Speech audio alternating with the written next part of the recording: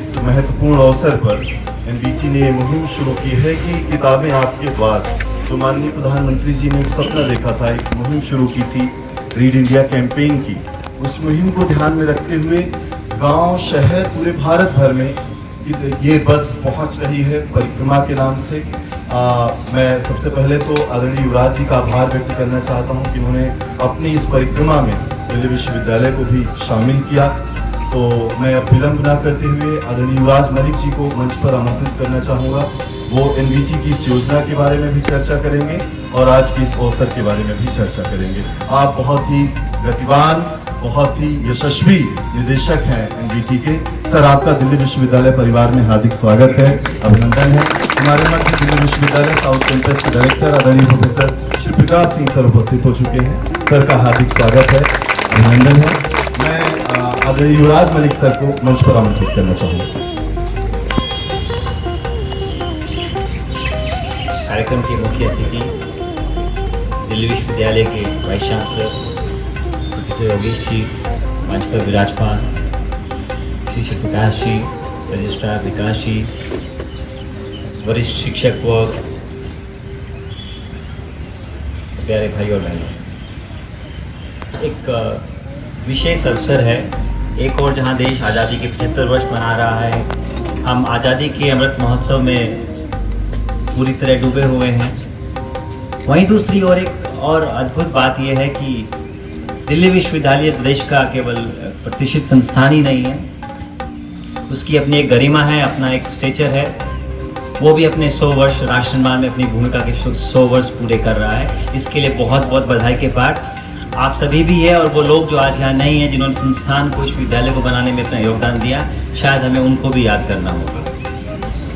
दूसरी विशेष बात यह है कि संस्थान केवल शिक्षा अर्जन का एक क्षेत्र नहीं होता, वहाँ व्यक्ति का निर्माण भी होता है और उसके चरित्र का निर्माण भी होता है। और उस चरित्र निर्माण में 3 चीज़ों की बड़ी भूमिका होती है। सबसे पहले एक शिक्षक की, क्योंकि शिक्षक कभी साधारण नहीं होता।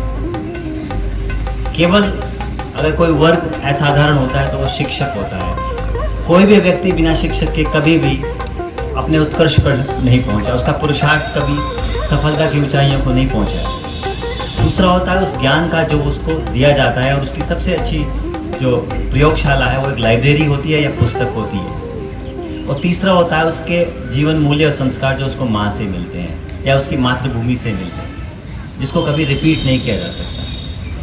ये तीनों चीज़ अगर आप देखेंगे, उसका सार निकालेंगे, तो हम एक अच्छे नागरिक की परिकल्पना का जो स्वप्न हमने देखा है, और उस अच्छे नागरिक की, एक वैश्विक नागरिक की, ग्लोबल सिटीजन की जो परिकल्पना नई शिक्षा नीति, जो राष्ट्रीय शिक्षा नीति ने की है, उसमें बुक रीडिंग और बुक कल्चर का एक बहुत अहम योगदान है। और नॉलेज पार्टनर के तौर पर नेशनल बुक ट्रस्ट का यही प्रयास है कि हम उन कोनों तक पहुँचे, उन जगहों पर पहुँचे जहाँ ना किताब पहुँची, ना अध्यापक पहुँच पाए। पिछले लगभग 50-60 सालों में हम वहाँ पहुँचे, उनको देश की मुख्य धारा से जोड़ें और ज्ञान उसकी एक कड़ी बने। इस श्रृंखला में हमने ये शुरुआत की है, और प्रभांशु जी और दिग्विजय जी और उनकी पूरी टीम ने, और कॉलेज के तरफ से जो हमें सहयोग मिला, और विश्वविद्यालय ने जो एकदम हमें पॉजिटिवली प्लेटफॉर्म दिया, उसके लिए मैं बहुत बहुत धन्यवाद देता हूँ। ये बस एक छोटा सा प्रयास है कि सस्ते दामों पर हर भाषा में, लगभग 55 भाषाओं और बोलियों में हम लोग प्रकाशित करते हैं। अब किसको किस भाषा में पढ़ना है, सबको मातृभाषा अच्छी लगती है, लगभग सभी भाषाओं में हमारे पास कंटेंट है।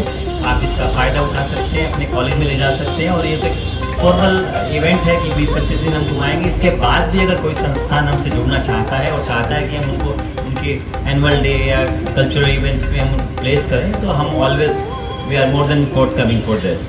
तो इस प्रयास को आज आदरणीय वाइस चांसलर साहब की कर कमलों से एक शुरुआत मिलेगी। इसके लिए सर मैं आपका बहुत बहुत धन्यवाद देता हूं, और जिस तरह का सहयोग विश्वविद्यालय में दिया उसके लिए बहुत बहुत धन्यवाद। ज़्यादा मैं सर नहीं दूँगा, और सिर्फ यही कहूँगा कि जब तक हमारे हाथ में किताब नहीं आएंगी, हम एक अच्छे राष्ट्र का निर्माण नहीं कर पाएंगे। One book can change your life. At least pick that book. You never know which is that book. It can change your ideas, and that idea can change the nation. So राष्ट्र निर्माण के प्रयोग में किताबों के role को आप समझिए, और किताबें ही गिफ्ट करिए। 1000-1500 का हम एक गिफ्ट खरीद लेते हैं, बट 100-50 की किताब जो हमारी किताब की कीमत 50-100 रुपये से बहुत ज़्यादा नहीं होती है, because it is not a profit making organisation. तो आप किताब खरीदिए और किताबों की कल्चर को आगे बढ़ाइए, और बुक रीडिंग का बारे में प्रधानमंत्री जी का बड़ा अच्छा मैसेज है। When the citizens read, the nation lead. If you want your nation to lead, please make your citizens read. That's what our mandate. We are here. Thank you so much for the opportunity and wish you all the best. Thank you. Raj Malik sir इस दिशा में खासकर युवाओं के लिए लगातार प्रयास कर रहे हैं, यहाँ तक कि जो युवा लेखक हैं वो अब लिख सकें और वो छप सकें, इसके लिए एनबीटी विशेष प्रयास करता है। उन्होंने एक प्रपोजल भी दिया है, हमारा विश्वविद्यालय, हमारे कॉलेजेस जो अपने यहाँ अच्छे लेखक हैं उनको एनबीटी हर मंथ उनको इंटर्नशिप देगा, उनको उसके लिए ऑनरेरियम भी देगा और उनकी किताब भी छापेगा। ये जिम्मेदारी एनबीटी ने ली है। तो मैं युवराज सर का आभार व्यक्त करता हूं और मैं अब आवाज देना चाहूंगा आदरणीय वाइस चांसलर सर को, जो ऐसे हर प्रयास के लिए हमेशा तत्पर होते हैं। जैसे ही हमने उनसे निवेदन किया वो अपनी तमाम व्यस्तताओं में से तुरंत तैयार हो गए। मैं सर का आभार व्यक्त करता हूं। दो पंक्तियों के साथ सर को आमंत्रित करना चाहूंगा कि जहां रहेगा वहीं रोशनी लुटाएगा, किसी चिराग का अपना मकान नहीं होता। सर आपका बहुत बहुत स्वागत है, बहुत अभिनंदन।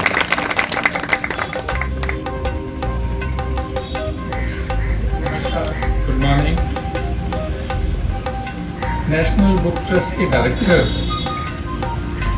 युवराज मलिक साहब, साउथ कैंपस के director professor Shri Prakash, university के रजिस्ट्रार डॉक्टर विकास गुप्ता, यूनिवर्सिटी के लाइब्रेरियन राजेश सिंह, यहाँ पर बैठे हुए dean, head of the departments और आप सभी लोग जो यहाँ आए हैं, आपका मैं स्वागत करता हूँ। एक तो आप सबको शिक्षक दिवस की बहुत बधाई कि एक अच्छा दिन है आज कि शिक्षा से जुड़े जिन भी लोगों का योगदान है उनको हम याद करने का प्रयास करते हैं और उससे कुछ इंस्पायर होने का भी प्रयास करते हैं। अभी युवराज जी ने बताया कि भारत की सरकार का एक प्रयास है कि पुस्तकें आप तक पहुँचें। अच्छी बात है और भारत के प्रधानमंत्री ने इसमें विशेष एक अभियान, केवल प्रधानमंत्री के नाते ही नहीं, जब गुजरात के मुख्यमंत्री थे तब भी उन्होंने ये एक योजना चलाई थी वांछित गुजरात, कि गुजरात में घर घर लोग पढ़ें। और वैसे भी देखिए किताब पढ़ना एक अच्छी बात है, ये केवल समझदारी की बात नहीं है, अच्छी बात भी है। क्योंकि और जब उन्होंने कहा कि किताबें गिफ्ट करनी चाहिए, इसकी बजाय और कुछ नहीं गिफ्ट करना चाहिए, तो मैं कई बार ये बात बोलता भी हूँ कि किताबें हमें गिफ्ट करनी चाहिए, उसके बहुत सारे फायदे हैं। एक तो जब हम किताब किसी को गिफ्ट करते हैं तो दूसरा जो लेता है वो सोचता है कि हमने पढ़ी होगी, बड़े समझदार लोग हैं, उन्होंने पढ़ी होगी, ऐसा वो मानता है, भली न भी पढ़ी होती, तो हमारी एक रेपुटेशन बन जाती है देने में। दूसरा वो जब रखता है वो पढ़े तो बहुत अच्छी बात है, कुछ सीखेगा, और अगर मान लो नहीं भी पढ़ता तो घर में रखेगा तो क्या आने जाने वाला सोचेगा ये पढ़ा लिखा है। देखो कम कीमत पे आपकी प्रतिष्ठा बढ़ रही है, इससे अच्छी बात क्या है, कोई पढ़ा लिखा समझ रहा है आपको।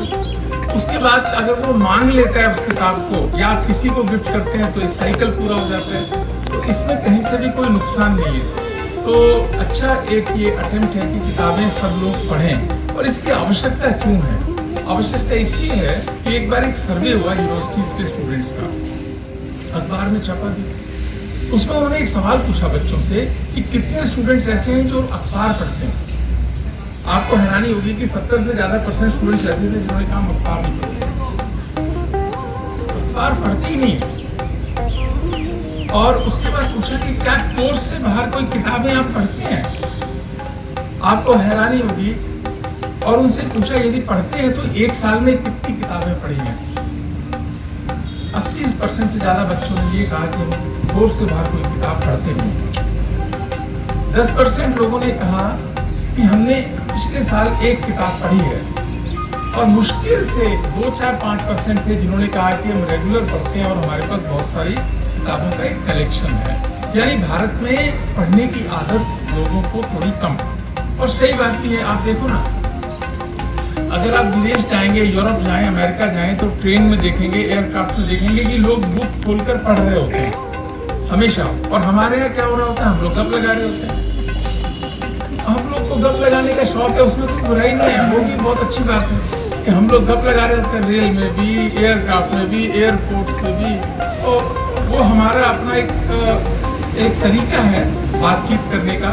लेकिन मैं मानता हूँ कि उसमें परिवर्तन हमको करना चाहिए और किताबें पढ़ने की आदत डालनी चाहिए, जिससे हम कुछ नया सीखेंगे। उन्होंने कहा कि कोई एक आइडिया ज़िंदगी बदल सकता है, बिल्कुल बदल सकता है, लेकिन दूसरा आइडिया के अलावा मन को भी अच्छा लगता है। आप अपने रुचि की कोई किताब पढ़ते हैं, आपको उससे लगाव महसूस होता है, आप बहुत सारी जगह बिना जाए भी समझ सकते हैं, बिना जाए भी उनके बारे में किताबों से जान सकते हैं।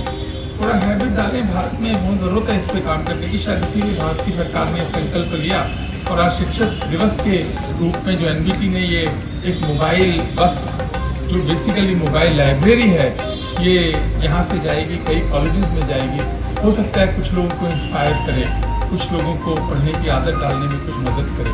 और ये बात बिल्कुल ठीक है कि किताबें खरीद के हमको पढ़नी चाहिए, गिफ्ट करनी चाहिए, ये आदत डालिए। यूनिवर्सिटी में भी हम कोशिश करते हैं कि फंक्शंस में गिफ्ट में बुक्स ही दें, जब कोई जाता है तो बुक्स दें।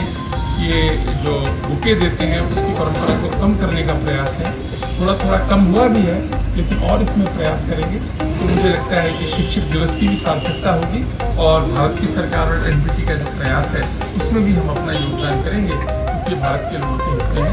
आप सबको बहुत बहुत बधाई, ढेर सारी शुभकामनाएं। कब दुनिया देखने का नजरिया हमारा बदल देती है। भाषा वैज्ञानिकों का तो ये भी मानना है कि मनुष्य अपनी पढ़ी गई किताबों का अनुवाद होता है, उसी का भावानुवाद होता है, उसी की प्रतिमूर्ति होता है। किसी एक कवि ने बहुत अच्छा कहा, खास करके युवाओं के लिए ये बात जरूर, उनकी एक कविता है कि प्रेम में सिर्फ फूल मत देना, देना किताबें भी, किताबें जिनके बीच सुरक्षित रखा जा सके फूल को।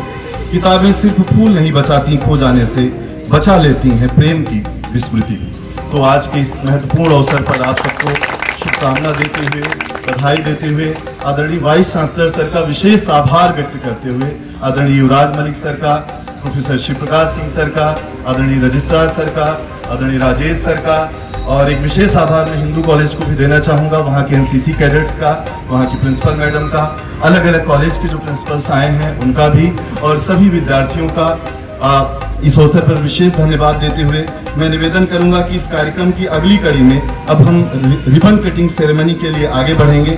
मैं अपने अतिथियों से निवेदन करता हूं कि अब हम रिबन कटिंग सेरेमनी के लिए आगे बढ़ेंगे। उसके बाद एक छोटा सा टूर रहेगा बस के अंदर का, ये 2-3 मिनट का टूर होगा। उसके बाद फ्लैग ऑफ सेरेमनी होगी, फिर ये बस आज हिंदू कॉलेज और हंसराज कॉलेज के लिए रवाना होगी। मैं आदरणीय अतिथियों से निवेदन करता हूँ कि अब हम रिबन कटिंग सेरेमनी के लिए आगे बढ़ेंगे।